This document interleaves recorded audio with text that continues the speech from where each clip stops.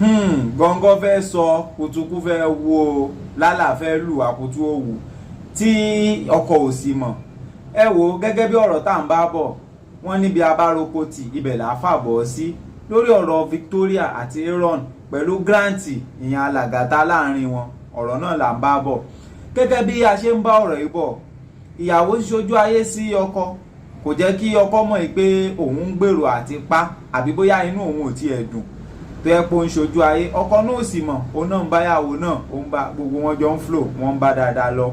Ṣùgbọ́n lẹ́yìn ìyàwó ń bá Grant sọ̀rọ̀ débi pé kódà gan òun gan bí Grant pé ṣé òun ò dẹ̀ kí ń ṣèyàn burúkú báyìí, ṣé ẹ máa gbọ́ béèrè, ṣé òun ò kí ń ṣèyàn burúkú báyìí gbẹ̀ẹ́ ṣé yẹ kóun decide láti pa ni àbí kóun kókó oyè pé kí ló dé tóun ò béèrè divorce tó fi jẹ́ pé ikú lòun ń rorò kìnnìkan. Ìyẹn náà ẹ mọ̀ irú àwọn olórí àwọn èèyàn náà ní àánú ń ṣèyàn burúkú èèyàn rẹ ní àmà kì í dẹ̀ ṣe pé kí ni òyìn tí wọ́n ń sọ fúnra wọn ni. Wọ́n ṣáà ń bá lọ, wọ́n ti wá fún agbanipa, wọ́n ti fún un ní gbogbo information tó lè need, gbogbo nǹkan tó lè nílò nípa ọkùnrin yẹn pátá ni wọ́n ti fún un débi wípé picture mọ́tò ẹ̀, fọ́tò mọ́tò ẹ̀,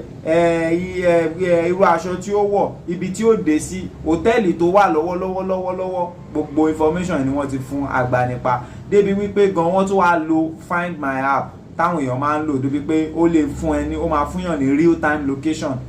Wọ́n tún lo ìyẹn náà débi pé wọ́n mọ ibi tó wà gọ́gọ́gọ́gọ́.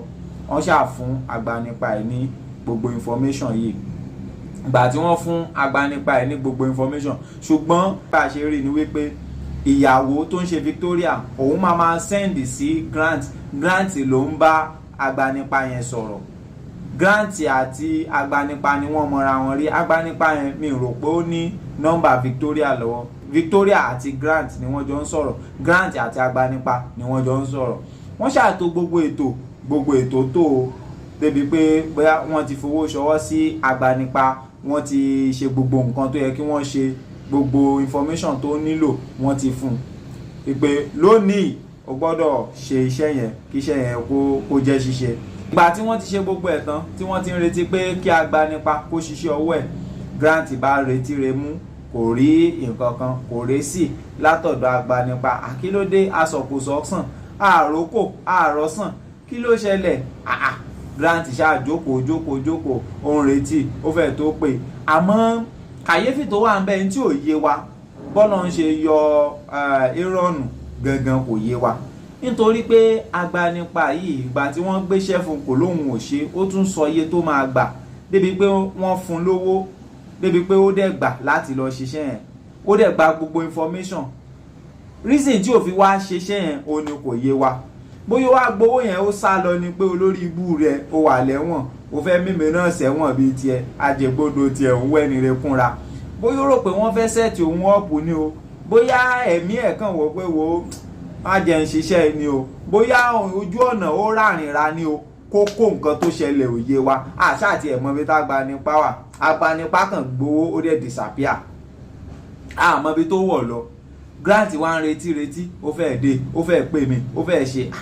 Ìgbà tí ó wà résì bó ṣe yọ ẹ̀rọ ìbánisọ̀rọ̀ ẹ̀ jáde, ìyẹn contraband phone tó ń lò pé kó mẹ́sẹ̀jì ẹ̀ pé kí ló dé asọ̀kòsọ̀sàn àròkọ àròsàn náà, báwo ni kí ló ṣẹlẹ̀? Bóyá ní kò ń tẹ mẹ́sẹ̀jì báyìí báwọn ọlọ́pàá ṣe wọlé ní ẹ̀yìn àwọn guard tí wọ́n ń ṣọ́ ọgbà ẹ̀wọ̀n. Báwọn yẹn ṣe wọlé ní ẹ̀ fóònù rẹ̀ lọ́wọ́ ẹ̀ gbàm làwọn yẹn bá mú, wọ́n ṣá gba fóònù ọwọ́ ẹ̀, wọ́n ṣá tì mọ́lé, wọ́n bá gba fóònù lọ́wọ́ ẹ̀ o. Pàtàn gba fóònù lọ́wọ́ ẹ̀, èyí Victoria òun náà jẹ́ mọ̀ pé òun náà ti sọ̀kò sọ́sàn kò rọ́sàn, òun náà ń retí Grant fẹ́ pé kìíní kan. Gbà tí ò ti rí tó dẹ̀ mẹ́sẹ̀jì ẹ̀ tí ò rí kí mẹ́sẹ̀jì deliver, bóyá ẹ mọ̀ èèyàn tó mọ̀ pé under watchful eyes ló wà pé inú ọgbà ẹ̀wọ̀n ló wà, òun náà ti máa ṣe 2+2 pé bóyá ọwọ́ ti tẹ̀ ni, kò yá pé mọ́. Gbà tí ó ti rí pé kò òun ò rí contact ló bá yà filẹ̀, ló yà ń wòran, ló bá yà mú ọkọ ẹ̀, ó bá yà ṣojú fúrú bí ẹni pé nǹkan kan ò ṣẹlẹ̀. Ẹ bẹ̀rù èèyàn o, àwọn àgbà bọ̀ wọ́n ní imú níkà kì í jẹ́ ká gbóòórùn àṣebi, àwọ̀ fẹ́lẹ́ bonú kò jẹ́ àríkùn ẹni ìkà. Ìyàwó ṣáà ṣe fúrú, kò ṣe bí ẹni wípé ó ti rán àwọn agbanipa sọ́kọ, ó ṣáà ṣojú fúrú ló bá di pé òun àtọkọ wọ́n jọ ń ṣe ó ṣáà ń ṣe. Kódà tẹ bá tún lọ wo orí Instagram page ẹ̀ ó tún post ẹ̀ síbẹ̀ bí ẹni wípé nǹkan kan ò ṣẹlẹ̀ bí ẹni pé nǹkan kan ò ṣẹlẹ̀ inú jìn wàhálà ìlú tó jìn bí inú òsì o bí ẹni pé nǹkan kan ò ṣẹlẹ̀ débi pé wọ́n tún ń gbé tan lé tan gbọ́wọ́ lọ́wọ́ òun àtọkọ ọkọ náà sì mọ̀ ọmọ ti kú ìyó ògbọ̀n ilé ẹni orí yọ ẹ wo ẹni tó lọ ń bá ń ṣọ́ kéèyàn ṣáà máa dúpẹ́ ìṣọ́ Ọlọ́run ló lágbára jù bá ṣe ń bọ̀rọ̀ wa bọ̀ ó bá di pé ègbè tìrègbè oṣù méje ti kọjá mo rò pé àwọn ọlọ́pàá wọ́n ṣẹ̀ṣẹ̀ wá túwèé kan fóònù ìyẹn ẹ̀rọ ìbánisọ̀rọ̀ tí wọ́n gbà lọ́wọ́ Grant làwọn ọlọ́pàá bá ń tú ibẹ̀ ni wọ́n ti wò pé ẹ mọ̀ àwọn òyìnbó wọ́n fẹ́ràn investigation gan wọ́n fẹ́ràn ìtọpinpin ibẹ̀ náà ti wò pé ẹ wà láti ẹjọ́ ọmọ tó ń lo fóònù yìí kí ló fi ń ṣe at least tó bá fẹ́ call tó bá fẹ́ pèèyàn níta intercom wà tán tí wọ́n fún àwọn ẹlẹ́wọ̀n láti máa fi pè kí ló dé tó fi wá ní fóònù títí ẹ ṣe mọ̀ ìbéèrè yẹn ló lè fa pé kí wọ́n ṣèwádìí pé ẹ jẹ́ ká mọ nǹkan tó ń ṣe gan lórí fóònù yẹn ibẹ̀ ni wọ́n ti tú orí fóònù ẹ o èyí tí wọ́n rí ń bẹ̀ gbogbo ń ta wá sọ kalẹ̀ ibi tá a ti rí nìyẹn o ìgbà tí wọ́n tú fóònù ẹ̀ náà wá rí mẹ́sẹ̀gì òun àti Victoria ni wọ́n rí wọn gbogbo bọ́ ṣe ń sọ̀rọ̀ gbogbo bọ́ ṣe háyà hitman gbogbo bọ́ ṣe everything bí wọ́n ṣe rí nìyẹn kí leléyìí báwọn ọlọ́pàá ṣe sáré nìyẹn o àfi gbà bọ́ ṣe lọ mú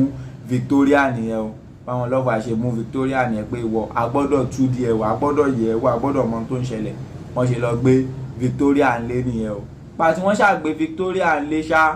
ó bá kú wọ́n ṣàṣàlàyé ohun tó ṣẹlẹ̀ fọ́kọ ọkọ wa gbọ́ ìyàlẹ́nu pé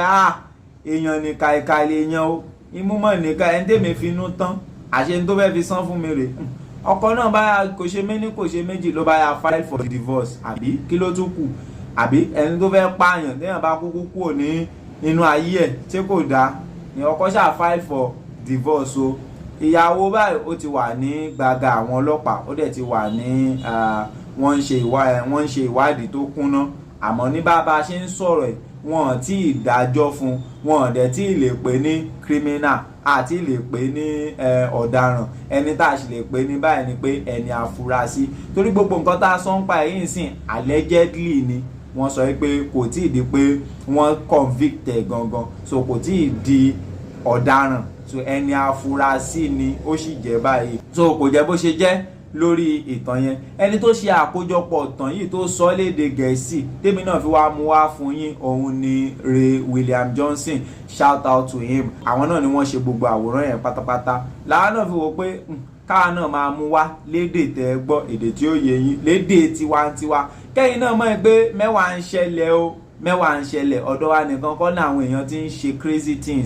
crazy things happens all over the world people do crazy things for crazy reasons because kò tí ì yé mi reason téèyàn ṣe máa ní ọkọ nílé ọkọ tó lówó lọ́wọ́ tó ní gbogbo nǹkan tó lè fẹ́ tó dẹ̀ ń tọ́jú ẹ tó tún gbé ẹ sórí and this guy is just a teddy bear guy ẹ mọ àwọn tó yẹ pé wọ́n lè fi kíkẹ́ bá téèyàn jẹ òun lọ́kọ yẹn o tó yẹ pé kò sí and gbogbo àwọn tó ròyìn ọkọ yẹn pátá kò sẹ́ni tó sọ pé bóyá wọ́n sọ pé bóyá ọkọ yẹn o so reason tó wá rí tó fi lóhùn ò tiẹ̀ ní happiness in the first place kò yé mi that is why ẹ̀yin ọkùnrin máa advice yín anyway tẹ́ bá lọ ẹ mọ̀ ìdìyàwó yín dání bíi báàgì ni o I don't know so kò jẹ́ bó ṣe jẹ́ lórí ìtàn yẹn títí dìgbà míì tá a tún máa pàdé àdùfẹ́ ní mí ìríjú Olódùmarè ni mo ṣe.